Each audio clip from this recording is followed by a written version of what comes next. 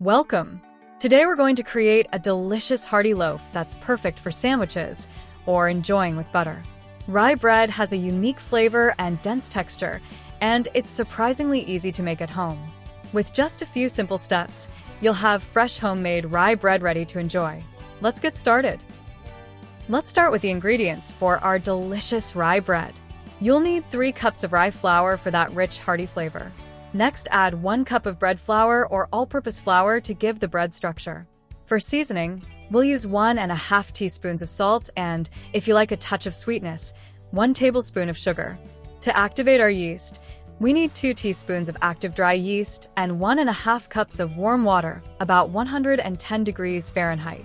For an aromatic touch, consider adding 2 tablespoons of caraway seeds, and to keep our dough moist, include 1 tablespoon of vegetable oil or melted butter. Finally, if you want a beautiful finish, grab 1 egg and 1 tablespoon of water for an optional egg wash. That's all our ingredients. Now, let's get cooking. First, let's activate the yeast. In a small bowl, combine 1.5 cups of warm water with 1 tablespoon of sugar if you're using it. The sugar helps feed the yeast.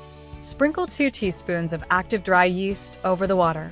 Allow this mixture to sit for about 5 to 10 minutes. You'll notice it start to bubble and froth, indicating that the yeast is alive and ready to work. This step is crucial for ensuring your bread rises properly.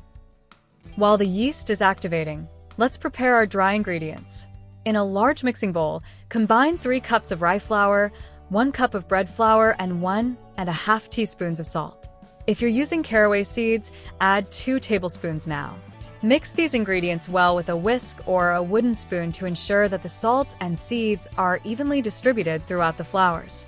This mixture will create the base for our bread. Next, we'll combine our wet and dry ingredients.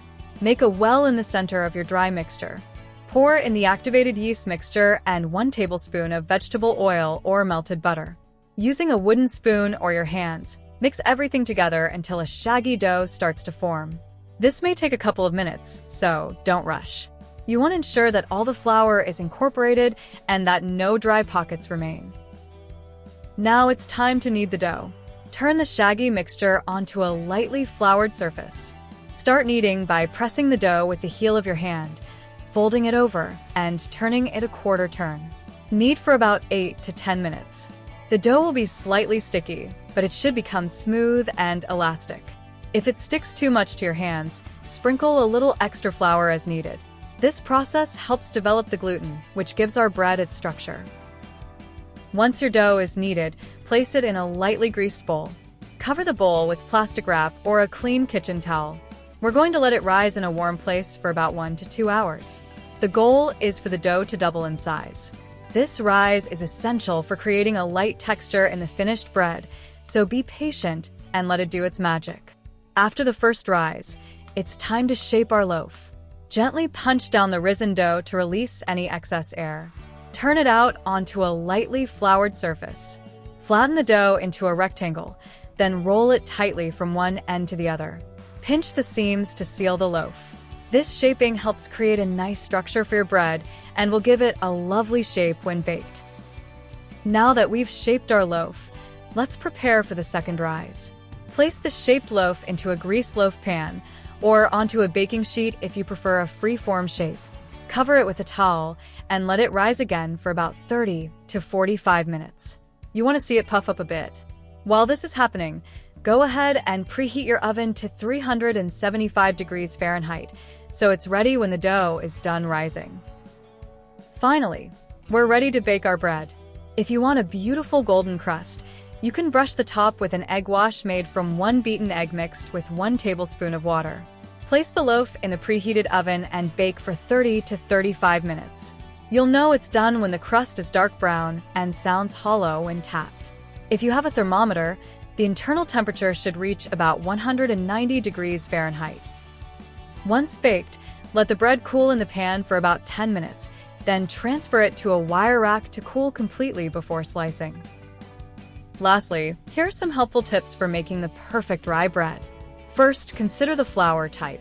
You can adjust the ratio of rye to bread flour based on your preference for a denser or lighter loaf.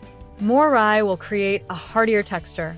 If you want to add a twist, try incorporating seeds, nuts, or dried fruits for added flavor and texture. For the best rise, make sure your yeast is fresh and properly activated.